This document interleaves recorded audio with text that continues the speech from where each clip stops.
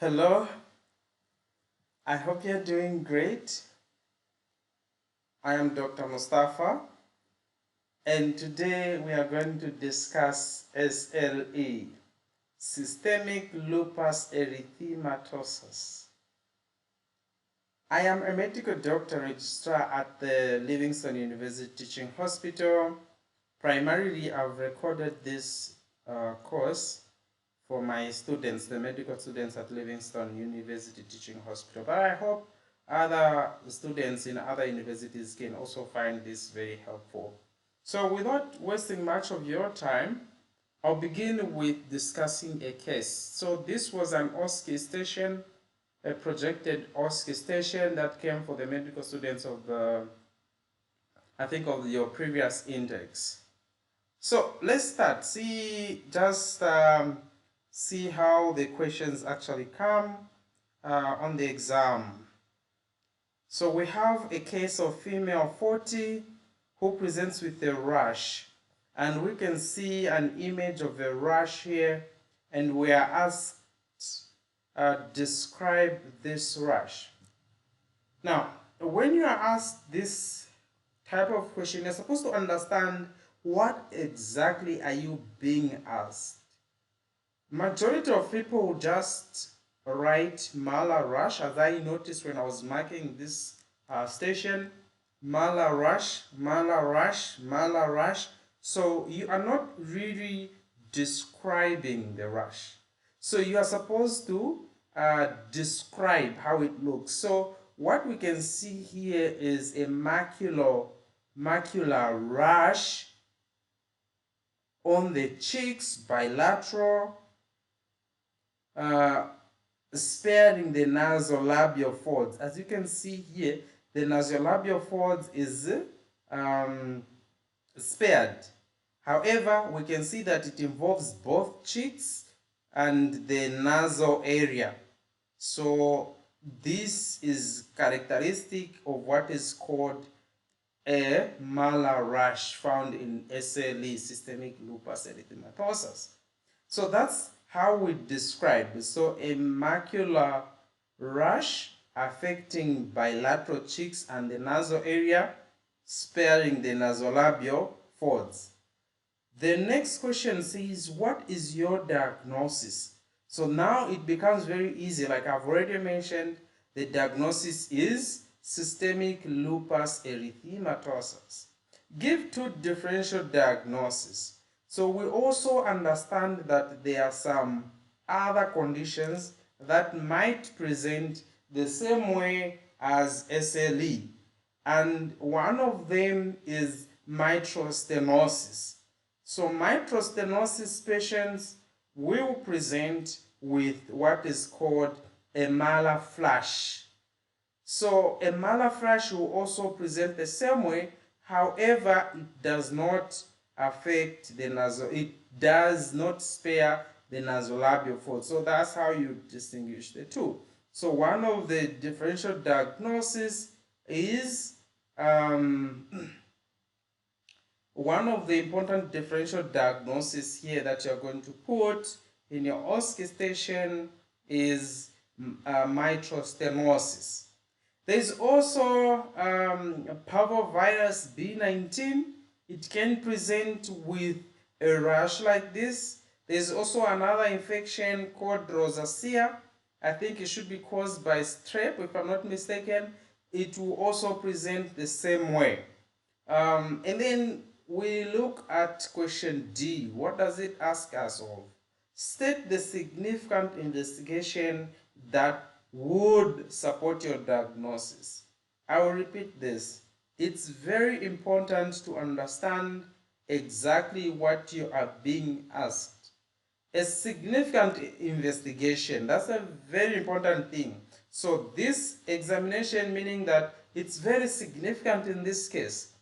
And then the next question says support your diagnosis, not confirm, but support.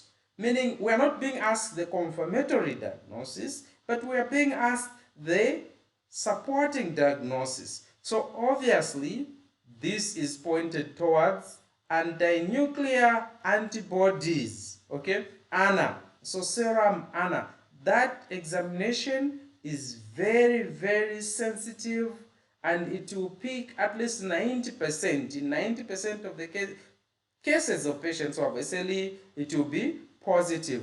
Now, it's not very specific. The specificity is low. However, the sensitivity, the ability to detect a disease when it is there, it's very high. However, to accurately classify that this is SLE, no, unfortunately. Okay? So, you see, ANA is also positive in other autoimmune conditions like in rheumatoid arthritis and so many others. Okay? ANA will be positive. So, in this case, the significant investigation that we would do is do serum ANA. If we were asked the investigation that would help us to confirm the diagnosis, would have been the more specific test like anti-Smith, anti-double-stranded DNA. So those two are more specific to SLE. So this is how the questions come. So I'll just give a summary of what SLE is. So SLE is a systemic autoimmune condition, usually affects almost every system, and it's the pathophysiology is by hypersensitivity type 3. Now, if you remember very well, hypersensitivity type 3 is mediated by antibody antigen complexes. So what exactly happens in SLE? So SLE is, like I said, it's an autoimmune condition. The etiology is multifactorial. So we have genetic factors. We also have environmental factors. On the genetic factors, there are certain certain genes that are linked to patients developing SLE, and those genes includes HLA, human leukocyte antigen DR2, human leukocyte antigen DR3. Okay, deficiencies in C1q, C2, these are complement factors that will be deficient genetically. So these are the genetic factors associated with SLE. And then when it comes to environmental factors, the number one problem is UV light, exposure to sunlight, UV light, ultraviolet light. And then we also have drugs. So drugs like drugs like isoniazid, there's a list of all these drugs that can predispose someone to SLE. So there is a number of those drugs, and you need to know them for the sake of your exam. Hydarazine should be one of them. Carbamazepine should be one of it. All right. Now, there are also infectious risk factors as well, like Epstein B virus. So exposure to infection like Epstein B virus is also one of those etiological factors to SLE. So having discussed the etiology, now let's look at the pathophysiology. What actually happens for someone to develop this condition that we are seeing here, SLE? What goes wrong is we have a patient who is genetically disposed, susceptible to developing SLE. So someone who has the genes that I mentioned, HLA, DR3, DR2, complement deficiencies. Now, these patients, they have these deficiencies and genetic susceptibility. So when they are exposed to sunlight, the cells will get damaged by UV light. When these cells get damaged, they will die by apoptosis. And if we remember very well, death by apoptosis will lead to these apoptotic bodies and exposure of the DNA material. So we have this nuclear material or genes that will be exposed, and these apoptotic bodies that will remain, there's usually poor clearance. Why? These patients, remember, they have deficiencies in complements. Okay? So when they have deficiencies, it means that the complement system will not be adequately mounted to to clear these apoptotic bodies by the macrophages. Remember, it's the complement system that has to invite the macrophages to come and engulf these apoptotic bodies. These apoptotic bodies thenceforth will attract the B cells to generate antibodies. These antibodies will be generated against the nuclear material of these cells that have been damaged. Now we will have these anti-nuclear antibodies, the ones that I mentioned in the diagnosis, in the supporting diagnosis. So these antibodies will be generated against the DNA, against the histones, and so on and so forth. Now we have antibodies and antigens forming complexes together. And these ones now, we are talking of an inflammatory reaction that has happened now. It is this inflammatory process that is damaging to the body.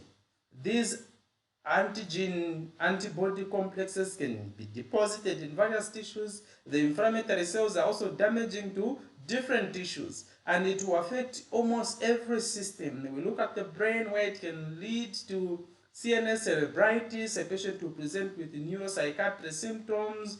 The hair, someone can have what is called non-scarring alopecia, that's losing of hair.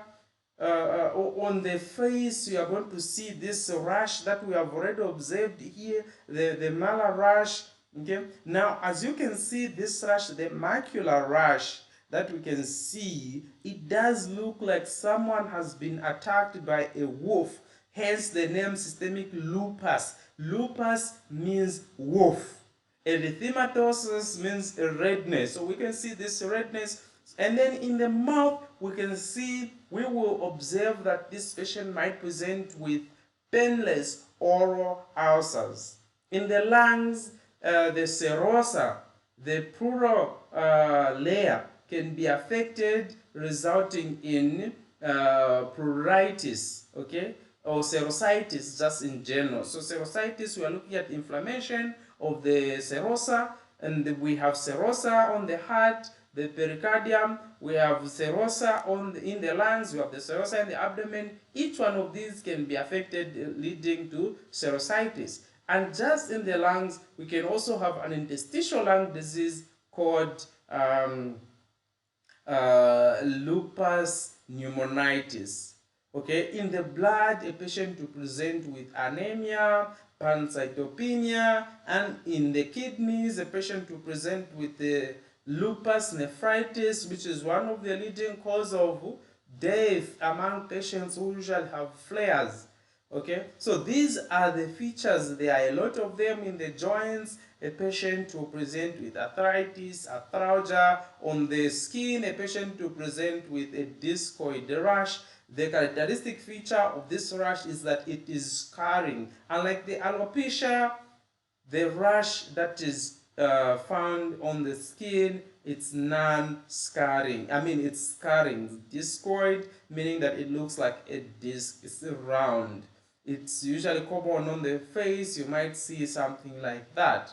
So, like I have mentioned, every system in systemic lupus erythematosus is affected. On the heart or cardiovascular system, our patient might present with cardiovascular complications such as atherosclerotic disease. So this is one of the leading cause of mortality among the patients who are above the age of 45. And for the patients who are just early, who are young, one of the main complications that can result in mortality is usually infections. Remember, these patients, we also put them on steroids, immunosuppressants, that also predisposes our patients to developing infections. So those are the clinical features. The other thing that you need to know about the clinical features is that these clinical features will present in flares and remissions.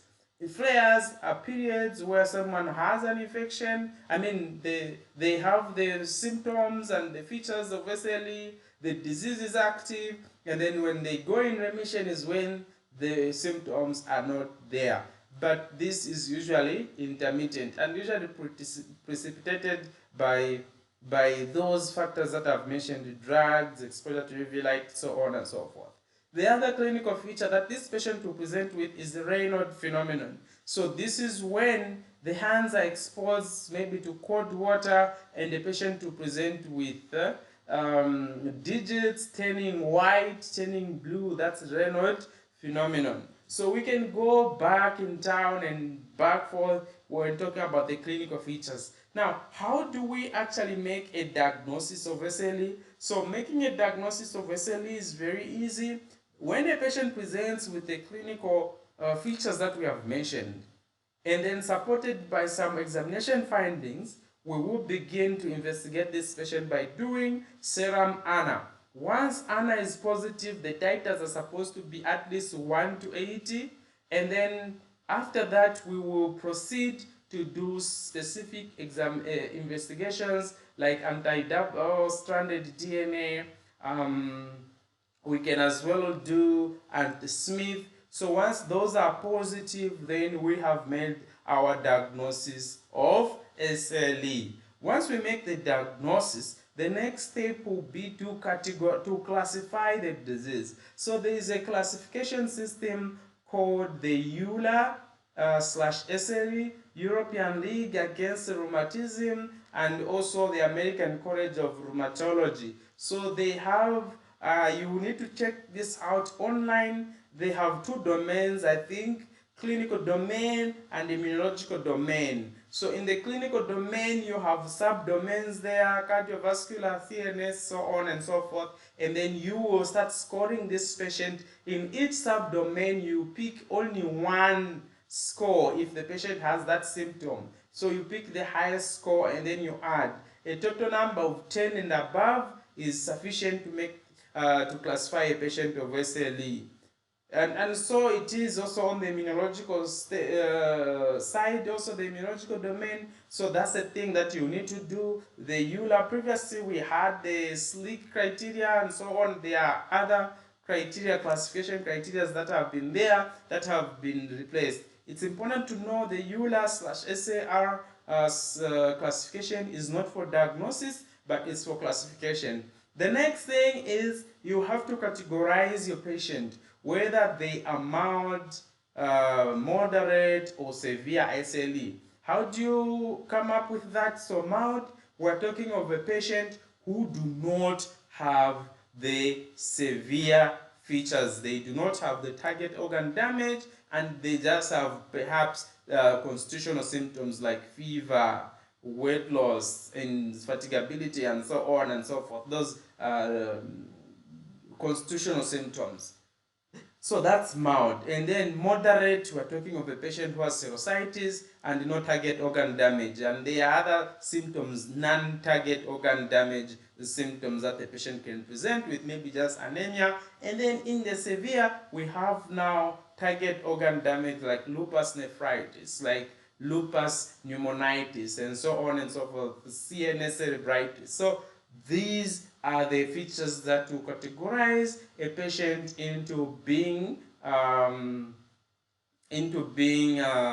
severe. And then how are you going to treat based on this? So a patient of mild SLE, you start with hydroxychloroquine.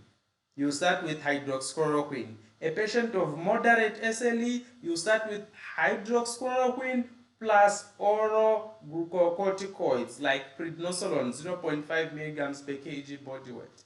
And then severe, you will start this patient on IV glucocorticoids like methylprednisolone, and then once the flares have been controlled, the patient is now stable, you will put this patient on hydroxychloroquine plus oral glucocorticoids. So in moderate and severe, you can add other immune suppressants like mycophenolate. We can add other things like cyclophosphamide, methotrexate. So these are the other things that we need to add. It's also important to know that hydroxychloroquine is safe in pregnancy. However, mycophenolate is not safe in pregnancy. It has been associated with teratogenic effects. Okay, and just a bonus at the end, please know that SLE can mimic any disease. And in addition to that, these patients who have a positive RPR and VDRL test for syphilis, it will be positive. That doesn't mean that they have syphilis, or that's what it means. I hope this has been of help to you guys, and there is a quiz or a test, an assignment down here. Please make sure you answer it, you submit. I'll be very happy if you submit so that I see you've understood. Thank you so much.